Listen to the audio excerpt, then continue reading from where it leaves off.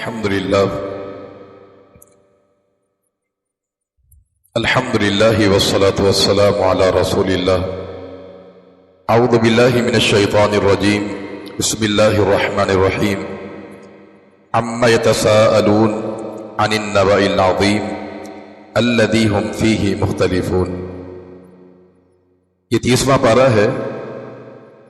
رات کو اللہ کی توفیق سے ہمارا قرآن مجید مکمل ہوا ہے اور انشاءاللہ آج ہمارا خلاصہ بھی مکمل ہو جائے گا.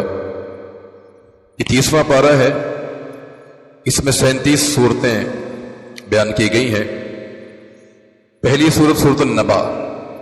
اس کے آغاز میں اللہ تعالیٰ نے فرمایا کہ قیامت برحق ہے اور قیامت قائم ہو کر رہے گی، جس کے لیے انسان کو مرنے کے بعد دوبارہ زندہ کیا جائے گا اور اس کی جزا اور سزا کے تعلق سے اس کی اللہ تعالیٰ سے ملاقات ہوگی. اور اللہ نے قیامت کے وقوع کے لیے چند یہاں اپنی نشانیاں بھی بیان کی ہیں کہ الم نجعل الارض مہادا والجبال اوتادا، کہ ہم نے زمین کو بچھونا بنایا ہے، پہاڑوں کو ہم نے میخیں بنائی ہیں، آسمان کا ذکر کیا. یہ تمام اپنی قدرت بیان کر کے یہ بات ثابت کی گئی ہے کہ جو ذات اتنے بڑے بڑے کام کر سکتی ہے وہ انسان کو مرنے کے بعد دوبارہ زندہ بھی کر سکتا ہے. اس کے بعد سورۃ النازعات ہے. فرمائے کہ والنازعات غرقا والناشطات نشطا. آغاز میں اللہ تعالیٰ نے فرشتوں کی قسم اٹھائی ہے.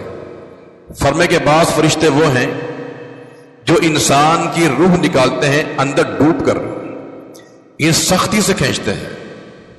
اس سے مراد منافق اور کافر شخص ہے، جیسا کہ رسول اللہ صلی اللہ علیہ وسلم کا فرمان ہے کہ جب ملک الموت آتا ہے روح نکالنے کے لیے کسی فاجر کسی کافر کی، فرمایا کہ اس کی روح جو ہے جسم میں چھپتی پھرتی ہے، وہ باہر نہیں نکلتی ہے. تو یہ فرشتہ کہتا ہے کہ اخرجی ایتھا النفس الخبیثہ، ایک گندی روح باہر نکل. فرمایا کہ وہ جان بچاتی پھرتی ہے لیکن اسے کھینچ کر نکال لیا جاتا ہے. پھر آپ نے مثال بیان فرمائی کہ ایسی سختی سے روح نکالی جاتی ہے کہ جیسے گیلی روئی ہو اور اس کو سلاخ پر سیخ پر لگا دیا جائے اور کھینچا جائے. اس کو کیا اس کا حال ہوگا میرے بھائیو. اسی انداز سے فاجر فاسق کی روح کو نکالا جاتا ہے. اور والناشطات نشطا، اور قسم ان فرشتوں کی جو روح نکالتے ہیں بڑی آرام کے ساتھ، آسانی کے ساتھ. اس سے مراد مومن کی روح ہے، جیسا کہ رسول اللہ صلی اللہ علیہ وسلم کا فرمان ہے کہ جب کسی مومن کا وقت قریب آتا ہے تو ملک الموت اس کے سر کے پاس آ کے بیٹھ جاتا ہے اور کہتا ہے ایتھا النفس الطیبہ، اے پاکیزہ روح نفیس باہر آ جاؤ. اور کہتا ہے کہ اخرجی الی مغفرۃ اللہ ورضوانہ، تم نکلو اللہ کی بخشش کی طرف اور اللہ کی محبت کی طرف. فرمائے کہ مومن کی روح ایسے نکلتی ہے کہ جیسے مشکیزے کا منہ کھول دیا جائے، کتنی تیزی سے پانی باہر آ جاتا ہے. اسی انداز سے آرام سے مومن کی روح کو قبض کر لیا جاتا ہے. اس کے بعد سورۃ العبس ہے. عبس وتولی ان جاءہ الاعمی. اس کے آغاز میں ایک واقعہ بیان کیا گیا ہے. تمام مفسرین کا اتفاق ہے کہ ایک شخص عبداللہ ابن ام مکتوم رضی اللہ تعالی عنہ اللہ کے نبی کے پاس ایک ایسے وقت میں آئے تھے تعلیم پڑھنے کے لیے کہ جب ایک مشرک ایک سردار بیٹھا ہوا تھا، ابی بن خلف اس کا نام تھا، وہ بیٹھا ہوا تھا. اسی دوران یہ صحابی آ گئے تو نبی کریم صلی اللہ علیہ وسلم کو اس وقت ان کا آنا اچھا نہ لگا. عبس وتولی، آپ نے منہ موڑ لیا اور ناراضی کا آپ نے اظہار کیا. اللہ رب العالمین کو اپنے نبی کا یہ عمل پسند نہیں آیا. اصل بات یہ ہے کہ داعی کے لیے ضروری یہ ہے کہ آپ کی جو بات ماننے والا ہے وہ اور جو مسترد کرنے والا ہے وہ، دونوں کے ساتھ رویہ مختلف ہونا چاہیے. جو شخص آپ کی بات مانتا ہے وہ آپ کے لیے اہم ہے. جو آپ کی بات نہیں مانتا، خواہ وہ امیر ہو سردار ہو، وہ آپ کے لیے غیر اہم ہے. تو عبداللہ ابن ام مکتوم اہم تھے ابی بن خلف کے مقابلے میں، کیونکہ یہ آیت تزکیہ نفس کے لیے، اور وہ تو بیمار تھے، بیمار ذہن کے لوگ تھے. وہ اللہ کے نبی کے پاس ویسے ہی آیا کرتے تھے. تو جس مریض کو دوائی نہ لگ رہی ہو اس کے لیے کسی اور مریض کو یہ کسی اور شخص کو نظر انداز نہیں کرنا چاہیے. تو داعی کا رویہ آنے والے شخص کے ساتھ ایک جیسا نہیں ہونا چاہیے. جو بات مانتا ہے وہ آپ کا ہے، وہ آپ کے لیے اہم ہے، خواہ وہ غریب ہو. جو آپ کی بات نہیں مانتا وہ آپ کے لیے غیر اہم ہے. اس کے بعد سورۃ الشمس سے اور سورہ انفطار، پھر السماء انشقت، یہ تین صورتوں کے بارے میں رسول اللہ صلی اللہ علیہ وسلم کا فرمان ہے کہ من سرہ ان ينظر، جو انسان یہ چاہتا ہے کہ قیامت کو اپنی آنکھوں سے دیکھے کہ قیامت کے دن کیا ہوگا، اگر اس کا تصور کرنا ہو تو اذا الشمس کورت کو پڑھے، اذا السماء انفطرت اور اذا السماء انشقت کو پڑھے. اور یہ صورتیں ان صورتوں میں سے بھی ہیں کہ جنہوں نے نبی کریم صلی اللہ علیہ وسلم کو بوڑھا کر دیا تھا. شیبتنی، فرمائے کہ مجھے سورہ ہود نے، اذا الشمس کورت نے، انفطار نے مجھے بوڑھا کر دیا ہے. اس میں قیامت کی ہولناکیاں کا ذکر کیا گیا ہے. خصوصاً سورہ الشمس کے اندر یہاں 12 چیزیں بیان کی ہیں. سورہ الشمس کے شروع میں 12 چیزیں بیان کی ہیں جن کا تعلق قیامت کے ساتھ ہے. لیکن وہ جو 12 چیزیں ہیں ان کو آپ 2 جگہ تقسیم کریں گے. دیکھیں قیامت کے قریب 2 سور پھونکے جائیں گے. ایک سور پھونکا جائے گا کہ پوری دنیا بے ہوش ہو جائے گی، مرے گی نہیں، بے ہوش ہو جائے گی. اور ایک نفخۃ الثانیہ، ایک اور سور پھونکا جائے گا کہ سب لوگ قبر سے باہر آ جائیں گے، جو بے ہوش ہے وہ بھی زندہ ہو جائیں گے. یہ 2 نفخے ہوں گے قرب قیامت. جو پہلا نفخہ ہے جب وہ پھونکا جائے گا تو 6 چیزیں ہوں گی. نمبر 1، اذا الشمس کورت، سورج کو لپیٹ دیا جائے گا، یعنی بے نور کر دیا جائے گا. واذا النجوم انکدرت، یہ ستارے یہ بھی بے نور ہو جائیں گے. پہاڑ روئی کی طرح چلیں گے. فرمائے کہ 10 ماہ کی حاملہ اونٹنیاں وہ بھی اپنے حمل گرا دیں گی، مانا انسان مال چھوڑ دے گا. وَإِذَا الْوُحُوشُ حُشِرَتْ، جنگلی جانور اکٹھے کیے جائیں گے. وَإِذَا الْبِحَارُ سُجِّرَتْ، سمندر میں آگ بھڑکا دی جائے گی. یہ 6 کام ہوں گے نفخہ اولا کے بعد. اس کے بعد جب ایک اور نفخہ پھونکا جائے گا 6 کام تب ہوں گے. وَإِذَا النُّفُوسُ زُوِّجَتْ، روحوں کو آپس میں جسم سے ملا دیا جائے گا. اور وَإِذَا الْمَوْءُودَةُ سُئِلَتْ، جو بچیاں زندہ درگور کی گئی تھی ان سے سوال کیا جائے گا کہ تمہیں کس جرم میں زندہ دفن کیا گیا تھا. وَإِذَا الصُّحُفُ نُشِرَتْ، نامہ اعمال کھول کے سامنے رکھ دیا جائے گا. وَإِذَا السَّمَاءُ كُشِطَتْ، فرمائے کہ آسمانی کھال اتار دی جائے گی، یعنی اس کو بالکل نرم کر دیا جائے گا. اور وَإِذَا الْجَحِيمُ سُعِرَتْ، جہنم میں آگ کو بھڑکا دیا جائے گا. اور وَإِذَا الْجَنَّةُ أُزْلِفَتْ، جنت اہل ایمان کے قریب کر دی جائے گی. یہ 6 کام جو ہے نفخہ ثانی کے بعد کیے جائیں گے. اور آگے نتیجہ بیان کیا کہ یہ سب کچھ کیوں کیا. عَلِمَتْ نَفْسٌ مَا أَحْضَرَتْ، تاکہ ہر انسان جان لے کہ لے کر کیا آیا ہے، کیا اعمال لے کر آیا ہے. یہ سارے کام اس بنیاد پر کیے جائیں گے. اس کے بعد سورہ بروج ہے، وَالسَّمَاءِ ذَاتِ الْبُرُوجِ. یہ اصل میں سورت نازل کی گئی تھی. اس کی وجہ نزول یہ تھی کہ مسلمانوں پر مکے کی جو زندگی تھی وہ عرصہ حیات تنگ کر دیا گیا تھا. آپ کس کے صحابہ کرام کو اذیتیں دی جا رہی تھی، آپ کے صحابہ کرام کو شہید بھی کیا گیا. اللہ نے ان حالات میں یہ سورہ نازل فرمائی تھی تاکہ مسلمانوں کو صبر اور استقامت کی تلقین کی جائے. اور یہاں رب العالمین نے ایسے واقعات کا ذکر کیا کہ جن واقعات کو پڑھ کر سن کر جو ہے ایک مومن کے اندر استقامت آ سکتی ہے. اور یہاں واقعہ جو بیان کیا ہے وہ اصحاب الاخدود کا واقعہ بیان کیا گیا ہے. یہ اصحاب الاخدود کون تھے؟ صحیح مسلم میں اس کی تفصیل موجود ہے. صہیب رومی رضی اللہ تعالیٰ عنہ بیان کرتے ہیں کہ بنی اسرائیل میں ایک کافر بادشاہ تھا جس نے اپنے رایا کو آگ میں ڈالا تھا. اس نے گلی کوچوں کے کناروں پر خندقیں کھودی، اس کو آگ سے بھر دیا اور کہا جو اسلام نہ چھوڑے اسے آگ میں جھونک دیا جائے. اور بقول ابن کثیر رحمہ اللہ کے ایک دن کے اندر اس کافر بادشاہ نے 30,000 اللہ کے نیک بندے اور بندیاں آگ میں اس نے جھونک دی. اس نے اور جرم کیا تھا؟ جرم ان کے نزدیک وَمَا نَقَمُوا مِنْهُمْ إِلَّا أَن يُؤْمِنُوا بِاللَّهِ الْعَزِيزِ، ان کا جرم یہی تھا کہ وہ اللہ پر ایمان لے آئے تھے. تو یہ واقعہ سنا کر اصحاب محمد صلی اللہ علیہ وسلم کو تسلی دی ہے کہ اگر آپ پر یہ مصائب تکالیف آ رہی ہیں ایمان کی وجہ سے تو یہ کوئی نئی بات نہیں ہے. سابقہ قوموں کے اندر بھی جس نے اسلام قبول کیا ہے ان پر یہ تکالیف آئی ہیں. انہیں آگ میں جھونک دیا گیا، آرا لا کر 2 ان کے حصے کر دیے جاتے تھے. تو اس ضمن میں یہ سورت کو نازل کیا اور یہ واقعہ سنایا گیا ہے. اس میں ایک بات اور بھی بیان کی گئی ہے جو ہمارے لیے بڑی اہم ہے. اللہ نے ان کا یہ ذکر کیا کہ انہوں نے اللہ کے نیک بندے بندیاں زندہ جلا دی. یہ بہت بڑا جرم تھا. یہ کسی اللہ کے ایک بندے کو مارنا وہ اتنا بڑا جرم ہے، چاہے جائے کہ 30,000 کی تعداد جو ہے. لیکن قرآن نے یہاں یہ ذکر کیا ہے کہ ثم لم یتوبوا، کہ اگر یہ لوگ بھی توبہ کر لیتے نا تو اللہ ان کو بھی معاف فرما دیتا. یہ توبہ کی اہمیت ہے کہ جتنا بڑا بھی گناہ ہیبت ناک کیوں نہ ہو، وہ انسان کے لیے ہیبت ناک ضرور ہوتا ہے، لیکن توبہ ایک ایسا عظیم و شان عمل ہے کہ انسان کے سارے گناہ اس سے معاف ہو سکتے ہیں.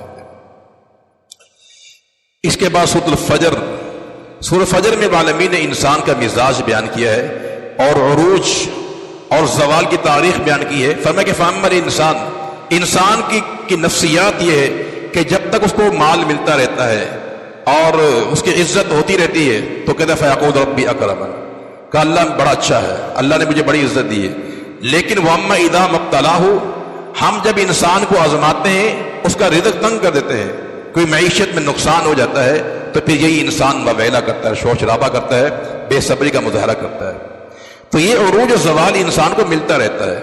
تلک الایام نداولها بین الناس، دن ایک جیسے رہتے نہیں ہیں، انسان پر تکالیف بھی آتی ہیں، آسانی بھی آتی ہیں. لیکن مومن کا معاملہ عجیب ہوتا ہے کہ تکلیف آتی ہے تو صبر کرتا ہے، اور خوشی ملتی ہے تو فشکر، اللہ کا شکر ادا کرتا ہے. اور یہاں پہ منظر بیان کے قیامت کا کہ اللہ اذا دکت الارض دکا دکا، کہ جب قیامت قائم ہوگی زمین کو ریزہ ریزہ کر دیا جائے گا، بالکل اس کو سرما بنا دیا جائے گا. وجاء ربک والملک صفا صفا، فرشتے بھی آئیں گے، پروردگار کی ذات بھی آئے گی. اور وجیء یومئذ بجہنم، فرمایا کہ جہنم کو لایا جائے گا. کیسے لایا جائے گا؟ اس کی وضاحت صحیح مسلم میں موجود ہے. فرمایا کہ جہنم اس قدر سرکشی اختیار کی ہوگی کہ 70,000 لگام ڈال کر اس کو کھینچا جائے گا، اور ایک لگام کو کھینچنے پر 70,000 فرشتے مقرر کیے جائیں گے. حالانکہ اللہ کا ایک فرشتہ کتنا طاقتور ہوتا ہے کہ قوم لوط کی بستی اٹھا کے پٹک دی اس نے جو ہے. لیکن جہنم کی سرکشی کا عالم یہ ہے کہ ایک لگام کو کھینچنے کے لیے 70,000 فرشتے مقرر کیے جائیں. یہ جہنم کے طغیانی ہے، اس کو کھینچ کر لایا جائے گا. فرمایا یومئذ یتذکر الانسان، اس دن انسان سوچے گا ہائے افسوس کہ میں کچھ عمل کر کے آتا، لیکن وَأَنَّىٰ لَهُ الذِّكْرَىٰ، اب یہ افسوس کرنے کا کوئی فائدہ نہیں ہے. یقول یا لیتنی کاش قدمت لحیاتی، میں نے اپنی اخروی زندگی کے لیے کچھ نیک اعمال کیے ہوتے ہیں. لیکن یہ ساری سوچیں کسی کام کے نہیں میرے بھائی. ہمیں ایسا عذاب دیا جائے گا کہ کائنات میں کسی کو ایسا عذاب نہیں دیا گیا.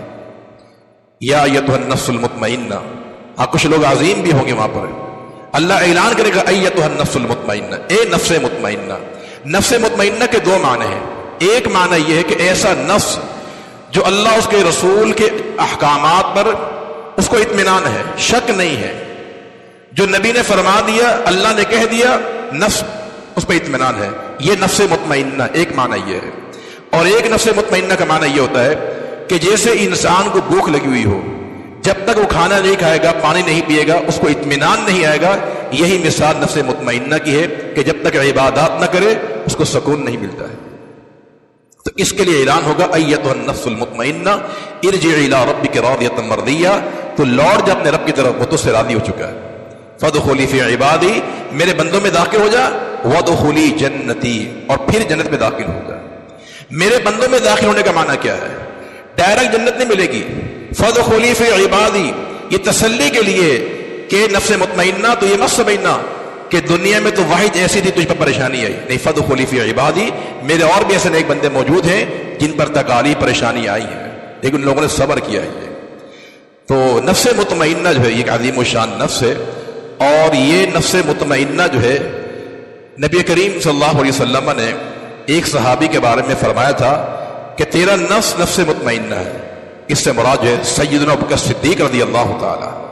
ہمیں ابوبکر تیرا نفس نفس مطمئنہ ہے. اور جب عبداللہ بن عباس کا انتقال ہوا طائف کے میدان میں، تو ان کے تلامذہ کا بیان ہے کہ ہم نے طائف کے پہاڑوں سے یہ آواز سنی کہ آواز آ رہی تھی کہ یا ایتھا النفس المطمئنہ ارجعی الی ربک راضیۃ مرضیہ فادخلی فی عبادی وادخلی جنتی. یعنی ابن عباس کے لیے یہ الفاظ بھی ملتے ہیں اور صدیق کے لیے بھی الفاظ ملتے ہیں. ان میں کیا خوبی میرے بھائیو؟ صدیق اکبر ہو، ابن عباس ہو، یہ اعمال صالح کے مجسمے تھے میرے بھائی، تقوی کے پیکر تھے وہ لوگ ہے. تو تقوی کی بنیاد پر، اعمال صالح کی بنیاد پر انسان کو نفس مطمئنہ حاصل ہوا کرتا ہے. اس کے بعد اللہ تعالیٰ نے خیر کے 3 وصف بیان کیے اور 3 شر کے وصف بیان کیے. فرمایا کہ فَأَمَّا مَنْ أَعْطَىٰ وَاتَّقَىٰ وَصَدَّقَ بِالْحُسْنَىٰ، جو انسان اللہ کے راہ میں دیتا ہے، کنجوسی نہیں کرتا، فراخ دلی کا مظاہرہ کرتا ہے. ایک واتقا، اس کے دل میں اللہ کا ڈر بھی ہو. اور نمبر 3 وصدق بالحسنى، وہ کتاب و سنت کی تصدیق کرتا ہے. یہ 3 خیر کے وصف ہیں. جس کے پاس آ جائیں فَسَنُيَسِّرُهُ لِلْيُسْرَىٰ، ہم ایسے بندے کے لیے جنت کا راستہ آسان کر دیتے ہیں. اور 3 شر کے وصف ہیں. وَأَمَّا مَن بَخِلَ، جس نے کنجوسی کی، اور وَاسْتَغْنَىٰ، اور فرمایا کہ اس نے اللہ کے دین سے اعراض کر لیا، اور وَكَذَّبَ بِالْحُسْنَىٰ، کتاب و سنت کو جھٹلا دیا، تو ہم ایسے بندے کے لیے جہنم کا راستہ آسان کر دیتے ہیں. اس کے بعد نبی کریم صلی اللہ علیہ وسلم کی تعریف کی ہے، آپ کے اوصاف بیان کیے گئے ہیں کہ وَرَفَعْنَا لَكَ ذِكْرَكَ، اے میرے پیغمبر ہم نے آپ کا ذکر بلند کر دیا ہے، دنیا میں بھی آخرت میں بھی، مشرق میں بھی مغرب میں بھی، اذان میں، کلمے میں، تشہد میں، خطبے میں. ایسا کوئی مقام نہیں ہے کہ جہاں اللہ تعالیٰ کا نام لیا جاتا ہو اور نبی کریم صلی اللہ علیہ وسلم کا نام نہ لیا جاتا ہو. وہ کلمہ نہیں جس میں اللہ کے پیغمبر کا نام نہ آتا ہو. اذان کے ایسی اذان جس میں اللہ کے نبی کا نام نہ ہو، وہ اذان ہی ناقص ہوا کرتی ہے. تو ہر مقام پہ، دنیا میں، آخرت میں، مشارق اور مغارب میں، اللہ نے وَرَفَعْنَا لَكَ ذِكْرَكَ، آپ کے نام کو بلند کر دیا ہے. اور جب کل قیامت قائم ہوگی، وہاں بھی اللہ کے پیغمبر کیا ہوں گے؟ اولاد آدم کے سردار ہوں گے. لواء الحمد آپ کے ہاتھ میں ہوگا. حوض کوثر پہ اللہ کے پیغمبر تشریف فرما ہوں گے. شفاعت کبریٰ کا حق بھی نبی کریم صلی اللہ علیہ وسلم کو دیا جائے گا. اور یہاں قرآن نے ایک اور چیز بیان کی ہے کہ وَرَفَعْنَا لَكَ ذِكْرَكَ. اس سے پہلے بیان کیا وَوَضَعْنَا عَنْكَ، یہ عَنْكَ اور وَرَفَعْنَا لَكَ، یہ لَكَ اور عَنْكَ، یہ الفاظ بڑے قابل غور ہے. اس کا معنی کہ پیغمبر ہم نے آپ کی خاطر یہ کیے ہیں، یعنی آپ کی شان کو بلند کیا ہے. یہ آپ سے بوجھ ہم نے اتار دی ہے، یہ آپ کی شان، یہ آپ کی خاطر کے ہم نے کیے ہیں. یہ بھی اللہ کے پیغمبر کی شان ہے میرے. اس کے بعد سورۃ قدر ہے، اِنَّا أَنزَلْنَاهُ فِي لَيْلَةِ الْقَدْرِ، ہم نے اس قرآن کو نازل کیا ہے لیلۃ القدر میں، قدر کی رات میں. قدر کے 2 مطلب ہیں. ایک معنی ہے کہ تقدیر والی رات، اور یہ معنی بھی قرآن سے ثابت ہے. سورۃ دخان میں اللہ رب العالمین کا ارشاد ہے کہ اِنَّا أَنزَلْنَاهُ فِي لَيْلَةٍ مُبَارَكَةٍ إِنَّا كُنَّا مُنذِرِينَ فِيهَا يُفْرَقُ كُلُّ أَمْرٍ حَكِيمٍ أَمْرًا مِّنْ عِندِنَا إِنَّا كُنَّا مُرْسِلِينَ. کہ ہم نے اس قرآن کو نازل کیا تقدیر والی رات، یعنی انسان کی تقدیر کے جو فیصلے ہوتے ہیں نا، ہر محکم کام کے، وہ اسی رات کیے جاتے ہیں. یہ زندگی، موت، فقر، امیری، یہ سارے جو فیصلے ہیں یہ اسی رات کیے جاتے ہیں. تو اس معنی میں قدر کا معنی تقدیر والی رات، اور یہ شب قدر میں ہوتی ہے 15 شعبان کو، ایسا کچھ نہیں ہوتا ہے. اور ایک قدر کا معنی ہے عظمت والی رات، یہ معنی بھی صحیح ہے. اور ہمارا ایمان ہے کہ یہ رات 360 جو دن ہے نا، راتیں جو ہیں، اس میں سب سے عظیم رات یہ شب قدر کی رات ہوا کرتی ہے.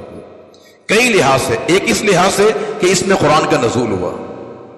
ایک نمبر 2 فرمائے کہ اس رات کا جاگنا عبادات کے لیے 1000 مہینوں کی عبادت سے افضل ہے. یعنی 85 سال کی جو عبادت ہے اس کے برابر نہیں ہے، اس سے افضل ہے. کتنا افضل ہے اس کا ذکر نہیں کیا گیا.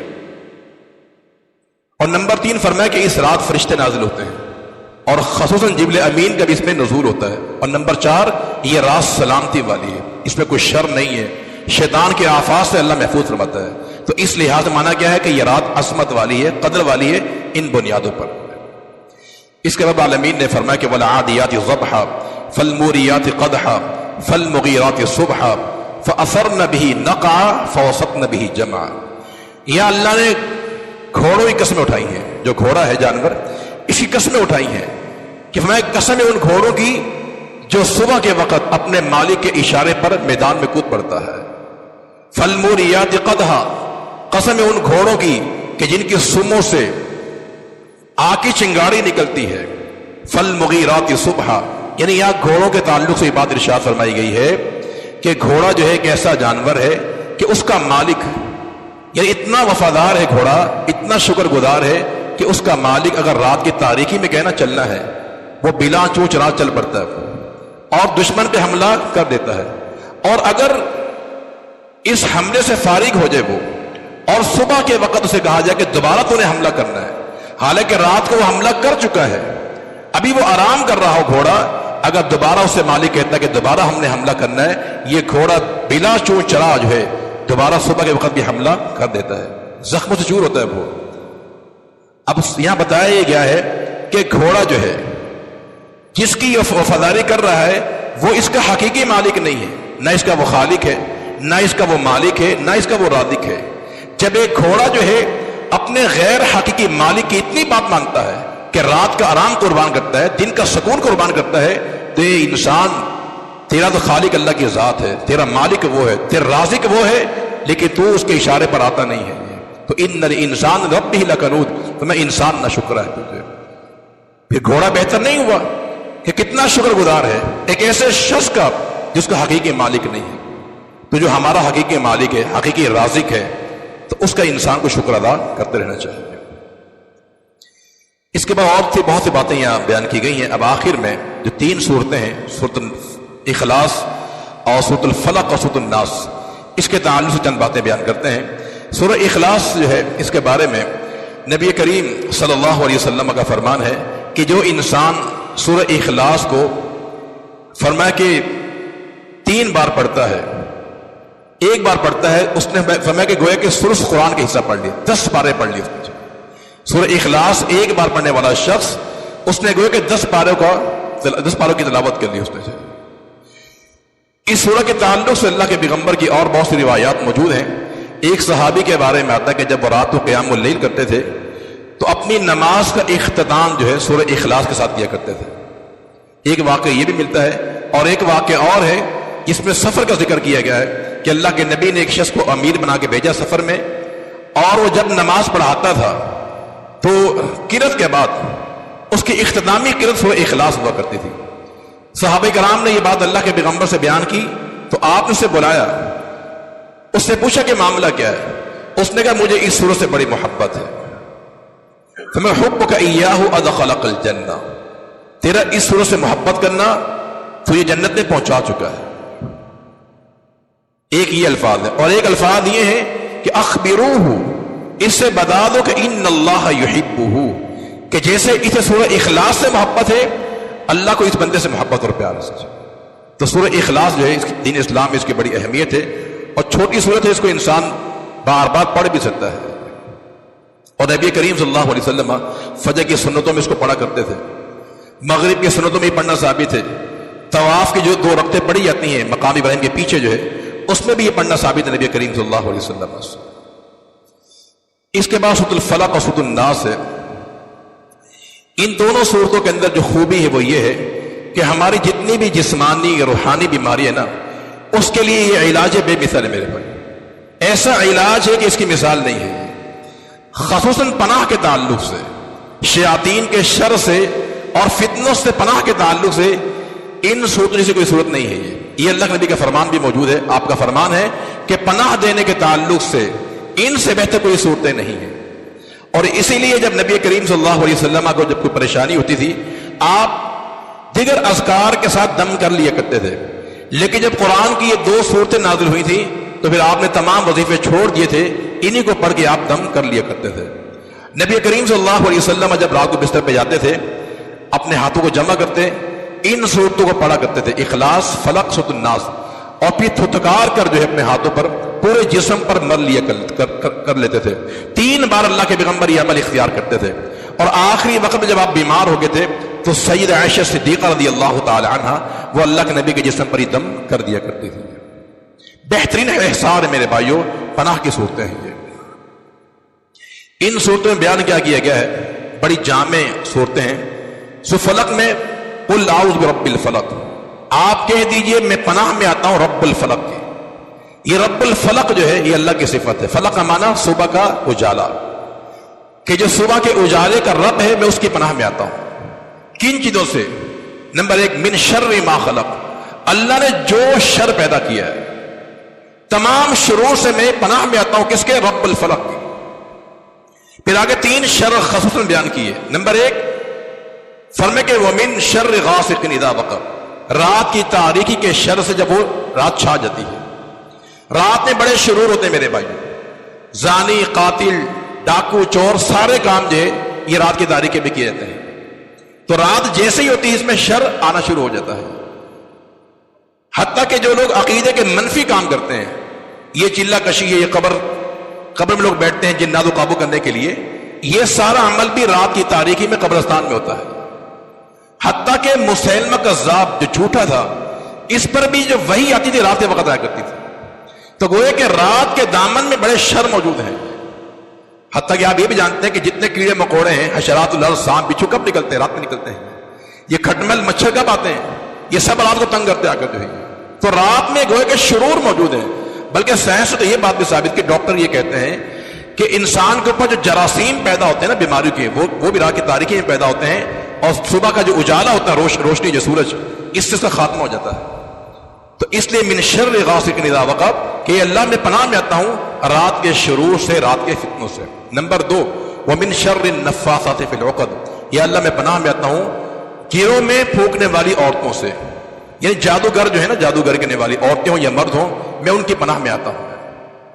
نمبر 3 ومن شر حاسد اذا حسد، یا اللہ میں حاسد کے شر سے پناہ مانگتا ہوں جب وہ حسد کرتا ہے.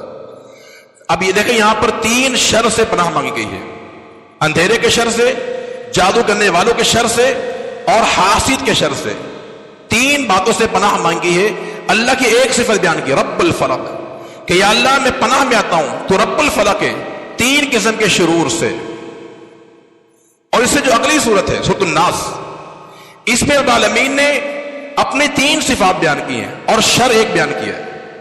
اس سورۃ فلق میں شر 3 بیان کیے، فتنے، اور اپنی صفت ایک بیان کی، رب الفلق.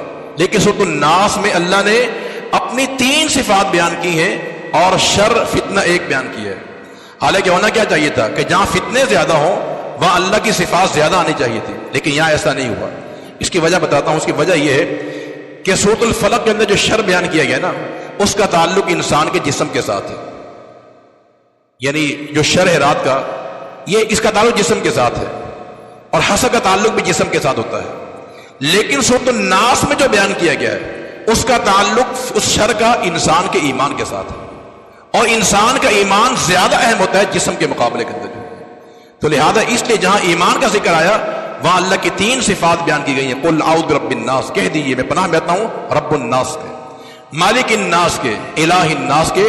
ایک شر ہے، وہ شر کیا ہے؟ من شر الوسواس الخناس، خناس کے شر سے پناہ میں آتا ہوں. یہ خناس جو ہے یہ شیطان کی صفت ہے.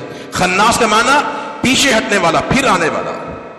شیطان کو خناس اسی لیے کہتے ہیں کہ وہ انسان پہ حملہ آور ہوتا ہے، لیکن جیسے بندہ ذکر و اذکار کرتا ہے پیچھے ہٹ جاتا ہے.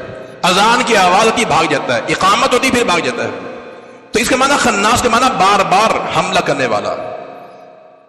تو میں پناہ مانگتا ہوں خناس کے وسوسے سے، یعنی شیطان کا جو وسوسہ ہے جس سے انسان کا ایمان برباد ہوتا ہے. یا اللہ میں پناہ میں آتا ہوں رب الناس، مالک الناس، الہ الناس. 3 صفات بیان کی گئی کیونکہ یہاں انسان کے ایمان کی فکر ہے.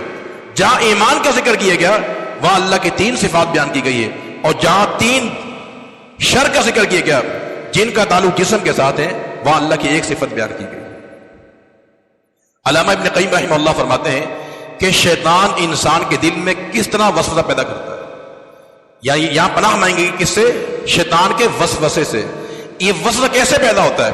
ابن قیم رحمہ اللہ نے بڑی عظیم بات بیان کی ہے. فرماتے ہیں شیطان انسان میں وسوسہ پیدا کرتا ہے مختلف انداز سے. نمبر 1، سب سے پہلے وہ انسان کو شرک میں مبتلا کرتا ہے کہ انسان شرک کر لے. اگر یہاں شیطان ناکام ہو جائے پھر اسی انسان کو وہ بدعات میں ڈالتا ہے. یہ وسوسہ اس کا جو ہے کہ بدعات میں ڈالتا ہے. اگر یہاں انسان بچ جاتا ہے تو پھر انسان کو بڑے بڑے گناہوں میں ملوث کرتا ہے. اگر یہاں بھی انسان بچ جائے تو پھر صغیرہ گناہوں میں انسان کو لگاتا ہے. اگر یہاں بھی ناکام رہے پھر انسان کو ریاکاری پہ لگاتا ہے. اگر یہاں بھی ناکام رہ جائے تو پھر انسان کو ایسے کاموں پہ لگاتا ہے جو غیر اہم کام ہوتے ہیں. یعنی اہم کام چھڑوا کر جو غیر ضروری کام ہے ان پہ لگا دیتا ہے. مستحبات میں انسان کو لگاتا ہے اور فرائض سے انسان کو غافل کرتا ہے. یہ سارے انداز وسوسے پیدا کرنے کے شیطان کے انسان کے دل کے اندر میرے. تو لہذا یہ قرآن کی جو آخری دو صورتیں ہیں بڑی عظیم الشان صورتیں ہیں. اس میں ایک بات اور بیان کی گئی ہے حسد کے تعلق سے کہ اللہ میں پناہ مانگتا ہوں حاسد کے حسد سے. دیکھیں حسد کی 3 صورتیں ہوتی ہیں جس میں 2 جائز ہے، 2 حرام ہے، 1 جائز. جو حرام ہے حسد، نمبر 1، ایک انسان یہ حسد کرتا ہے کہ یا اللہ کسی کے پاس جو نعمت موجود ہے وہ چھن جائے. کسی کے پاس مال ہے، گاڑی ہے، حسن ہے، قوت ہے، علم ہے، جوانی ہے، ہنر موجود ہے، ایک انسان یہ تمنا کرے کہ یا اللہ اس سے چھن جائے. یہ ہے حسد، یعنی حسد نعمت چھننے پر، یہ بھی حرام ہے. نمبر 2، حسد یہ بھی ہوتا ہے کہ ایک انسان کسی نعمت کے ملنے کی توقع ہے، اس کے نہ آنے پہ حسد کرے. یعنی کہ انسان بیمار ہے، یہ انسان دعا کرے یا اللہ بندہ ہمیشہ بیمار رہے. یہ انسان غریب ہے، یا اللہ ہمیشہ غریب رہے. یہ جاہل ہے، ہمیشہ جاہل رہے. یعنی ایک ہے کہ نعمت موجود ہے چھن جائے، یہ بھی حسد ہے، یہ بھی جائز نہیں ہے. نعمت موجود نہیں ہے لیکن ملنے کی توقع ہے، مل سکتی انسان کو جو، تو انسان کہے یا اللہ اس کو نہ ملے، یہ بھی ناجائز ہے. اور ایک جائز ہے، ایک انسان یہ دعا کرے کہ یا اللہ جسے اس کے پاس نعمتیں موجود ہیں تو یا اللہ مجھے بھی عطا فرما دے. یہ غیبت ہے، یہ حسد ہے، یہ اسلام نے اس کو جائز قرار دیا ہے. اللہ تعالیٰ ہمیں قرآن مجید کو سمجھ کر عمل کرنے کی توفیق عطا فرما دے. ہم نے جو یہاں خلاصہ بیان کیا ہے اللہ کی توفیق سے، اس میں اگر کوئی خوبی ہے تو یہ اللہ تعالیٰ کی طرف سے، اس میں میرا کوئی اپنا اختیار شامل نہیں ہے. تو اس میں جتنے بھی محاسن اور خوبیاں موجود ہیں یہ اللہ تعالیٰ کے لیے ہیں. اور اگر اس میں کوئی غلطی ہے، خامی، کوتاہی ہے، یہ میری طرف سے ہے اور شیطان کی طرف سے ہے. اگر دوران خلاصہ کوئی ایسی بات جو خلاف شرع ہو، یہ حدیث غلط بیان کر دی ہو، یہ حوالہ غلط دیا ہو، تو ہم اللہ کی بارگاہ میں استغفار بھی کرتا ہوں، میں اس سے رجوع بھی کرتا ہوں میں اس سے. اور سب سے آخر میں نبی کریم صلی اللہ علیہ وسلم کا فرمان ہے کہ من لم یشکر الناس لم یشکر اللہ. جو انسان لوگوں کا شکر ادا نہیں کر سکتا ہے وہ کبھی اللہ کا بھی شکر ادا نہیں کر سکتا ہے. تو اس موقع پہ مسجد عبداللہ کی پوری کمیٹی جو ہے اس کا میں انتہائی ممنون مشکور ہوں، خصوصاً محترم جناب طارق صدیقی صاحب حافظ اللہ تعالی، اور محترم جناب چودھری جاوید صاحب حافظ اللہ تعالی، اور محترم جناب صادق صاحب ہیں، احسان صاحب ہیں، عبدالرشید صاحب ہیں، جنید بھائی ہیں، اور عاصم بھائی ہیں. اور اسی طرح اس پروگرام کے جو روح رواں ہیں کہ جنہوں نے اس پروگرام کو سوشل میڈیا پہ ڈالا اور بڑی محبت سے پروگرام انہوں نے نوٹ کیے، واٹس ایپ بھی کیے ہیں. ہمارے احسن بھائی جو ہیں، اللہ تعالیٰ ان تمام افراد کے علم و عمل میں، جان میں، مال میں، کاروبار میں برکت عطا فرما دے. اور جتنے سامعین ہمارے سامنے موجود رہے اللہ تمام کو آباد رکھے، ان کے اہل و عیال عالمین کی حفاظت فرما دے. اور جن لوگوں نے اس مسجد کو آباد کیا ہے اللہ ان کو آباد فرما دے، اور اللہ تعالیٰ ان کے گھر کو جنت الفردوس میں بنا دے. اور جیسے عالمین نے ہمیں یہاں جمع فرمایا ہے اللہ کل قیامت والے دن جو ہے ہمیں جنت الفردوس میں سب کو جمع فرما دے. وہ آخر دعوانا الحمدللہ.